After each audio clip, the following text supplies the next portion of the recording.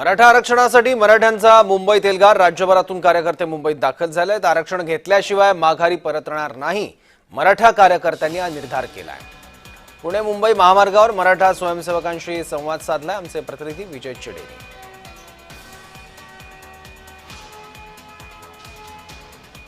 मनोज जरांगे पाटील यांचं आझाद मैदानावरती जे आहे आज सकाळी 10 वाजल्यापासून उपोषण सुरू झालेलं आहे। त्याचबरोबर मनोज जरांगे पाटील यांना पाठिंबा देण्यासाठी जर पाहायला गेलं तर महाराष्ट्रातील कानाकोपऱ्यातून मराठा समाज जो आहे तो आता मुंबईच्या दिशेने गेल्याचं पाहायला मिळतं। सध्या जर पाहायला गेलं तर मुंबई जी आहे ती पूर्ण जाम झालेली आहे। मात्र सध्या मी जो आहे तो पुणे रस्त्यावरती मुंबई महामार्गावरती या ठिकाणी जर पाहिलं मावळ तालुक्यात मी आहे, या ठिकाणाहून सुद्धा अनेक वाहनं जे आहेत ते आता मुंबईच्या दिशेने आपल्याला जात असल्याचे पाहायला मिळत आहे। अनेक मराठा समाज जो आहे तो अजूनही मुंबईमध्ये दाखल झालेला नाही। सध्या जर कुठून आलेत, कधी निघाले होते?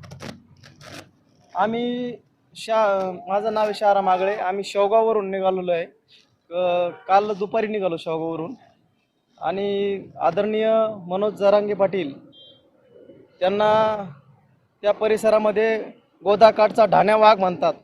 तो ढाण्या वाघ आता मुंबईमध्ये त्यांनी सर करून आझाद मैदानावरती जरांगे पाटलांचं उपोषण चालू झालेलं आहे। त्या उपोषणाला पाठिंबा देण्यासाठी म्हणून आम्ही निघालेलो आहोत। सध्या जर पाहिलं तर आझाद मैदान जो आहे ते देखील फुल झाल्याचं पाहायला मिळतं। त्या ठिकाणी अनेक मराठा समाज जो आहे तो एकवटलेला आहे। ते जे मराठ्याचं जे ऐतिहासिक जे आरक्षणासाठी लढाई आहे का, त्या लढाईचे आम्ही साक्षीदार म्हणून चाललेलो आहेत। आणि आरक्षण घेतल्याशिवाय आम्ही मागे येणारच नाही, काही हो तिकडं।